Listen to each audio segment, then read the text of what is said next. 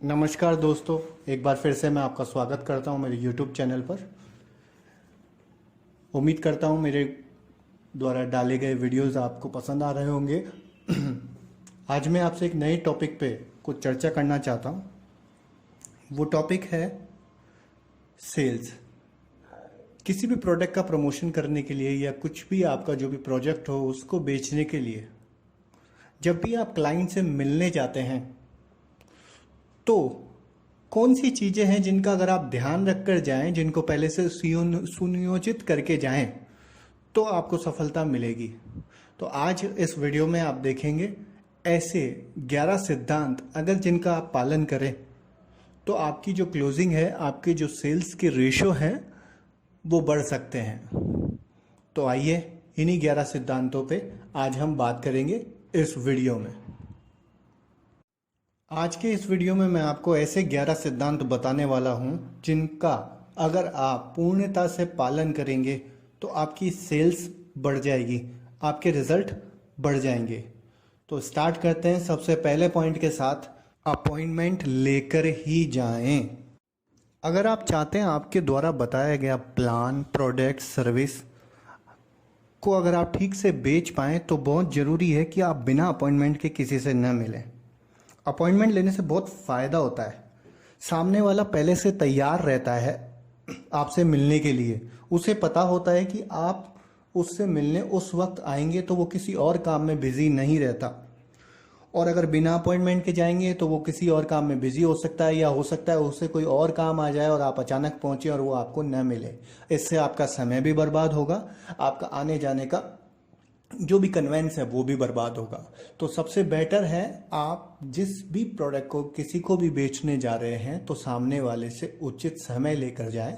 और साथ ही मैं यहाँ ये भी कहना चाहूँगा, जो समय आपने दिया है उसके ठीक 5 से 7 मिनट पहले वहाँ पहुँच जाएं और एग्जैक्ट समय पर ही उससे मिले। ये सबसे बढ़िया और सबसे अच्छा इम्प्रेशन डालेगा आपके ग्राहक के आगे।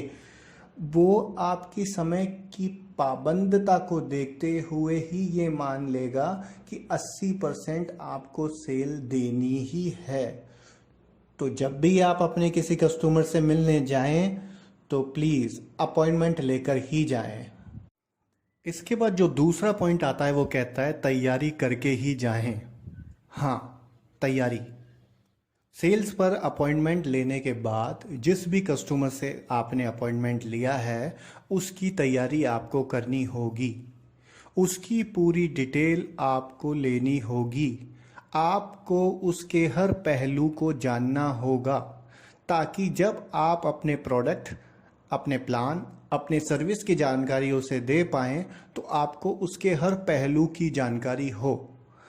आपका जो ड्रेसअप है वो वेल होना चाहिए। आप प्रॉपर बिजनेसमैन या सेल्समैन लगने चाहिए। आपके पास प्रॉपर सारे टूल होने चाहिए जिससे आप अपने प्रोडक्ट, अपनी सर्विसेज या अपने प्लान को बेहतर ढंग से अपने ग्राहक के सामने पेश कर सकें। मान लीजिए कल को आपके पास मुख्यमंत्री का फ़ोन आ जाए कि आपको 15 अगस्त पे पूरी सभा को एक अच्छे भाषण के साथ संबोधित करना है, तो क्या आप इसकी बहुत अच्छी तैयारी नहीं करेंगे? क्या आप पल पल इस बारे में नहीं सोचेंगे और एक अच्छा भाषण लिखने में बहुत जोर नहीं लगाएंगे? उसी तरह बिजनेस में अपॉइंटमेंट, सेल्स में अपॉइंटमेंट मिलने के बाद आपको हर अपॉइंटमेंट की तैयारी उसी जोर शोर से करनी चाहिए। तो याद रखिए, बिना तैयारी के किसी भी कस्टमर से मिलने न जाएं। इसके बाद जो तीसरा पॉइंट है वो है केंद्र बिंदु ढूंढना। हाँ, आपकी सेल तभी कामयाब हो सकती है जब आप, जैसा मैंने आप दूसरे पॉइंट में बताया कि आप तैयारी कर रहे हैं, तो आप पता लगाइए कि उस कस्टमर का केंद्र बिंदु क्या है। कौन सी ऐसी बात है जिसको उठाने से सेल्स ज़्यादा सफल हो पाएगी, क्लोजिंग जल्दी मिल पाएगी। बहुत सारे बिंदुओं पे बात करने की बजाय मुख्य बिंदुओं पर फोकस करें और उस पर ही अड़े रहें। ऐसा करना सेल्स जल्दी दिलवाता है। आइए इसे एक एग्जाम्पल से समझते हैं। मान लीजिए मैं एक एंटरप्रेन्योर हूँ और मैं किसी को प्लान दिखाने गया हूँ मेरी कंपनी का, और मेरे पास एक बहुत अच्छा थायराइड को रिकवर करने का प्रोडक्ट है।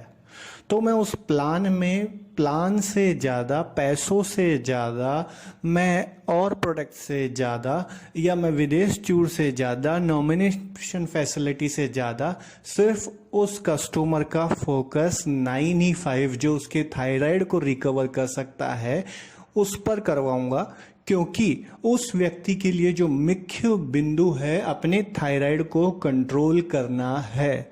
तो हर कस्टमर का कोई ना कोई मुख्य बिंदु होता है, आप उसको ढूंढिए और उस पर काम कीजिए, तो आपकी सेल्स मिलने की संभावनाएं अधिक हो जाएंगी। इसके बाद अगला टॉपिक है, ग्राहक से बात करने वाले मुख्य बिंदुओं को लिख लें। जी हाँ, यदि अगर आप ग्राहक के पास जाने से पहले उससे क्या बात करने वाले हैं, बिंदुओं को तार्किक रूप से क्रम वाइज संक्षिप्त रूप में लिख लेते हैं, तो यह आपका आत्मविश्वास बढ़ा देता है। आपके पास पहले से मटेरियल होता है कि आपको किन किन बिंदुओं पर बात करनी है और कितनी संक्षिप्त बात करनी है। लेकिन कभी अगर आपकी याददाश्त आपको धोखा भी दे जाए तो याद रखिए, मुख्य बिंदु आपके पास लिखे हुए होंगे तो आप ग्राहक के सामने भी अपना नोटपैड निकाल कर उन बिंदुओं को पढ़कर ग्राहक से बात कर सकते हैं। इससे आपको सेल्स मिलने की संभावनाएं बढ़ जाती है। अगला टॉपिक है, सवाल पूछिए। हाँ, सवाल पूछना एक बहुत जोरदार तरीका है अपने ग्राहक को ज़्यादा से ज़्यादा बुलवाने का, क्योंकि जितना ज़्यादा आप कस्टमर से बुलवाएंगे उतना ही ज़्यादा उसके नज़रिए के बारे में, वो क्या चाहता है, वो आपसे क्या आशाएं रखता है, उसे क्या ज़रूरत है, उसको जान पाएंगे। तो जितने ज़्यादा आप सवाल पूछेंगे, आपकी सेल्स क्लोज होने में ये सवाल आपकी भरपूर मदद करेंगे। ज़्यादा सवाल पूछने से भी आपको मुख्य बिंदु का पता चलता है, वह कस्टमर आपको ज़्यादा बोलने से स्वयं ही बता देता है, और साथ ही आप बहस से भी बच जाते हैं, आप ज़्यादा बोलने से भी बच जाते हैं। तो इंटरव्यू के दौरान सवाल पूछिए। अगला पॉइंट है, डर जगाइए। जी हाँ, डर जगाइए, वास्तविक डर। मनगढ़ंत डर से कोई फायदा नहीं होने वाला। मूल रूप से इंसान से सिर्फ एक ही सिद्धांत काम करवाता है, या तो उसे लाभ होने की इच्छा होती है या फिर उसे हानि का डर होता है। उदाहरण के लिए, अगर मैं एक बीमा सेल्समैन होता और मैं किसी ऐसे ग्राहक से मिलने जाता जिसे लोन चाहिए, लेकिन उसका उपयुक्त बीमा होने के कारण उसे लोन नहीं मिल पा रहा, तो मैं इसी बिंदु पर उससे बार बार बात करता और इसी चीज के साथ डर प्रेरित करता कि अगर आपने इतने रुपए का बीमा नहीं लिया तो आपको लोन नहीं मिल पाएगा। तो जो असली डर है वो आप अपने प्रोडक्ट या सर्विस को या प्लान को देने जाते वक्त अगर कस्टमर को बताते हैं तो सेल्स आने की संभावनाएं बढ़ जाती है। इसके बाद जो अगला बिंदु है वो कहता है कि विस्फोटक बात का सहारा लीजिए। जी हाँ, इंटरव्यू के दौरान कोई भी ऐसी बात कहिए जो बिल्कुल आश्चर्यजनक और चौंकाने वाली हो, लेकिन ऐसी बात तब तक ना कहें जब तक आप उसको सही से फिर तथ्यों के साथ बता ना सकें। उदाहरण के लिए, अगर मैं एक डायरेक्ट सेलर हूं और अपने प्रोजेक्ट को कस्टमर को बेचने जा रहा हूं, तो मैं उसमें नॉमिनी फैसिलिटी को बिल्कुल विस्फोटक तरीके से बताऊंगा और सारे तथ्यों के साथ बताऊंगा। ऐसा करना मेरी सेल्स को बढ़ा देगा और कस्टमर को चौंकाने वाली चीज़ों को प्रदर्शित करेगा। तो विस्फोटक बात कीजिए। अगला बिंदु कहता है, विश्वास जगाइए। जी हाँ, सेल्स को पूरा कामयाब बनाने के लिए आपको ग्राहक के सामने अपना विश्वास जमाना बहुत ज़रूरी है, क्योंकि लोगों को बेचा जाना पसंद नहीं है, वो खरीदना पसंद करते हैं, और ये तब तक नहीं हो सकता जब तक आप अपना विश्वास नहीं जमा ले। विश्वास जगाने के लिए आप ग्राहक से बात करते वक्त सेल्समैन की भूमिका में रहने की बजाय अगर असिस्टेंट बायर की भूमिका में रहते हैं, कस्टमर के नज़रिए से सोचते हैं, तो ग्राहक का विश्वास आपके ऊपर और ज़्यादा बन पाएगा। विश्वास जमाने के लिए सबसे कारगर लाइन जो आप इंटरव्यू के दौरान यूज़ कर सकते हैं कि अगर आप मेरे अपने भाई होते तो भी मैं आपको वही बताता जो मैं आपको अभी बताने जा रहा हूँ। ये एक ऐसी लाइन है जो आपके विश्वास की ग्राहक के सामने बढ़ोतरी करती है। कभी कभार जब चर्चा रहती है तो प्रतियोगियों के बारे में भी चर्चा होती है, तो ध्यान रहे हमेशा प्रतियोगियों की तारीफ करें। ये भी एक तरीका है आपका विश्वास ग्राहक में बढ़ाने का।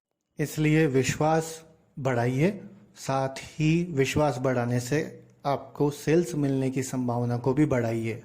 अगला बिंदु है ग्राहक की सच्ची प्रशंसा कीजिए। जी हाँ, हर आदमी चाहता है कि उसे महत्वपूर्ण समझा जाए। लोग अपनी तारीफ के भूखे होते हैं, वे चाहते हैं उन्हें कोई सराहे। इसलिए अगर आप अपने ग्राहक की सच्ची तारीफ करते हैं तो उससे आपको सेल्स मिलने की संभावनाएं बढ़ जाती है।